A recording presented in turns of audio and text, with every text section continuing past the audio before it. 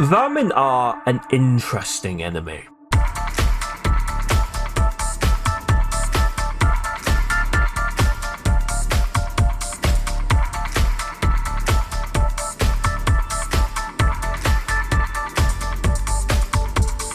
Similar to the spiders of Zetsubo no Shima, and even reusing their audio,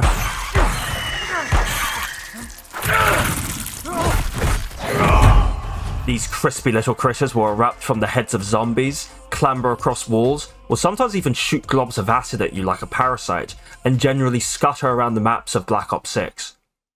Or all of them. Yeah, enemy variety and how enemies are used is definitely a topic I'd like to cover soon before Black Ops 7 releases, but today I'll be focusing on a different discussion. Prior to the release of Black Ops 6, a debate was ongoing within the community. 2 maps would launch with Black Ops 6. Liberty Falls, a far more casual-oriented map that had a clear focus on onboarding players with its high replayability, brightly lit suburban American locale, and generally easier to stomach visuals. And Terminus, the exact antithesis of Liberty Falls, a dark, twisted, foreboding island crawling with maniacal experiments, grim set dressing, and a hefty amount of secrets that culminated in an epic boss fight with Patient 13, one of Dr. Modi's vile experiments. Many people rightfully argue that the Vermin artistically suited Terminus very well, and to that I agree. Like, look at them, of course they do. The amalgam, parasites, Patient 13 and its tentacles, the other bio-experiment zombies that we see mixed in with the Project Janus personnel stationed on Terminus, it all suits this map very well. However, what people weren't necessarily happy with was the inclusion of Vermin on Liberty Falls. Many argued that a different light-class enemy, something like, let's say, Hellhounds or Plaguehounds, would have fit Liberty Falls more, which I can agree with, especially in hindsight considering that, well, Vermin are on every map in this game. However, as the title states, I do actually believe that Vermin fit Liberty Falls as a locale quite well. So let's talk about it. From the outset, Liberty Falls as a map strikes me as very contradictory to the typical zombies experience, but purposefully so. Most maps are foreboding, moody, dark and gritty, with no signs of life. Dead is a perfect way to describe a lot of the zombies map roster that we've gotten across the years. But Liberty Falls? Not so much. The map takes place a day after Sam, the Synaptic Algorithm module, orchestrates simultaneous outbreaks on Terminus Island and in Liberty Falls on February 18th of 1991. As a supposed Project Janus strike team arrives to the town, we never got proper confirmation on that, we see Liberty Falls in complete disarray. Fires are blazing through the streets, blood pours down the roads of this quaint little town as the dead roam the earth, and explosions can be seen and heard as an emergency klaxon rings out from the Janus Tower's sister site, just outside of the Colton Hall and Liberty Falls region. It's hell on earth, as the mid-incursion town succumbs to the Dark Aether infestation.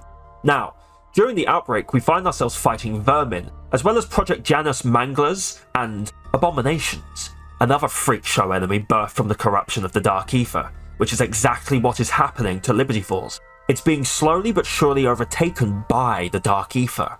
According to Security Chief Blanchard, we love you Blanchy Poo, and as of the 28th of February 1991, the air in the town had become corrosive. Liberty Falls had become a boiling pot of chaos, and apparently it didn't even look like Earth anymore. This is exactly how one may describe the Dark Aether terraforming process. We saw it in Cold War with the Tempests terraforming the Ural Mountains, and we saw it in the Al Mazrah Rifts of Modern Warfare Zombies too. It makes perfect sense for creatures such as the Abomination to be involved with the invasion of Liberty Falls. So, what about Vermin? Well, Vermin are tied to the enemy evolution mechanic of Black Ops 6. Vermin will erupt from the heads of standard zombies, and then will mutate into parasites. Parasites will target zombies and impale them with their stingers, then merging with the zombie to create a doppelgast. Then, Doppelgast will conduct some kind of possible blood magic ritual, sucking in any zombies around it to finally transform it into a hulking amalgam.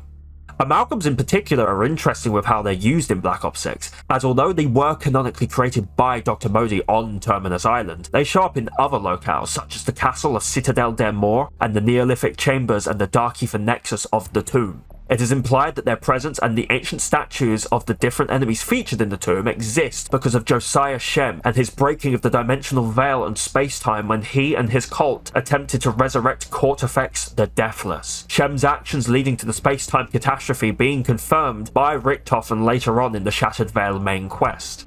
Going back to the Vermin in particular though, I honestly never really thought of them as being something created on Terminus. Vermin can be spawned in a number of ways, whether that's through spawning behind barriers like a zombie, being summoned by an Elder Disciple, or erupting from the heads of zombies. This latter method strikes me as interesting, however, as it is very similar to how the Catalysts and Blightfathers of the Chaos story would spawn, by erupting from the bodies of the undead. It's important to note that these enemies exist because of how the substance Prima Materia, which could be controlled by Sentinel artifacts, was used by what we now know as a rogue element of the Rosicrucian Order to force the evolution and enlightenment, in their words, of humanity. Some of this information being uncovered via recently decoded ciphers from Black Ops 4. Shout out to all the people that put tons of time into cracking those ciphers, by the way. That was some really good information we got there, and it's information that we should have honestly had years ago. But, you know, we've got it now, so thank you for your hard work. We even see some zombies on Voyage of Despair that are mid-transformation into a catalyst, which I think is pretty cool. In my eyes, Vermin seem to be very similar in this regard, where a monster would be drawn out by the rapid over-evolution of Prima Materia would emerge from a zombie, like what we see in Black Ops 4's Chaos story with the Catalysts and Blightfathers. With Chaos now seemingly being canon to Dark Aether, to some extent, and with Prima Materia being present at Colton Hall, with the temporal energy there causing the Z-Rex and Toxic zombies to be created, it only makes sense to me that any undead in the surrounding areas would be impacted. But then what about the zombies in Avalon, I hear you ask? Well, I may have an answer. During Black Ops Cold War Zombies, it is established that the Dark Aether can actually keep a memory of all matter that enters the dimension and subsequently replicate it, which explains why we see the same enemies over and over again during a match of zombies, and that also may apply to Aether and less gameplay kinda, but like more development sided. It's why you see the same zombie models, like standard zombie models. There's a good variety of them in most maps, but it's, you know, you could use that to explain it. I personally do, but anyways. This could also explain why more than one Megaton exists, as Orlov became the very first Megaton, but any bomber and blaster can be cleaved back together with the use of Der Veshler in the Die Maschine main quest, bringing the original Orlov back to life. So with all that said and done, I believe Vermin do actually make sense to be present in Liberty Falls. Artistically, I think they suit the theme of the map being a very normal environment that has fallen to corruption quite well. And Liberty Falls always seemed like a map that was taking heavy inspiration from other zombies media, such as the works of George Romero, and Project Janus sharing similarities to the Umbrella Corporation from Resident Evil. A lot of the monsters are kind of vaguely similar between them both as well. They both have lab experiment creatures that you fight. There are similarities there. I think COD Zombies as a franchise has always taken a lot of inspiration from other franchises, but I digress. Although I now do agree that Hellhounds or any other light class enemies would have suited this map very well and would have led to better enemy variety throughout the whole game, I hope you can understand my point of view after watching this video. Or who knows, you may even view these funny little creatures a bit differently next time you encounter them. If you made it this far, then thanks for watching. Drop a like if you enjoyed this video, but, you know, only if you actually enjoyed the video, and subscribe to keep up with my videos. A lot of them are probably going to be very ranty like this, going on about different enemies and games and stuff. If you couldn't tell from the last video, I like my cool creatures and things, so that's probably going to be what I typically cover.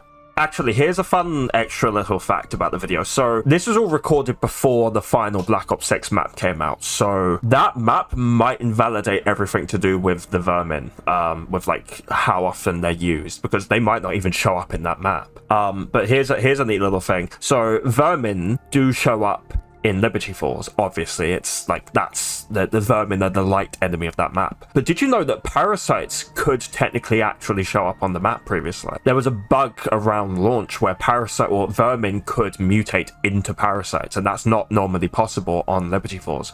But at launch it was. It was rare, but here's a screenshot. There's just a parasite on Liberty Falls. It's low quality. It was from one of my older streams. By the way, I stream sometimes, so if you enjoy my videos, you might enjoy the streams. Go have a look at them.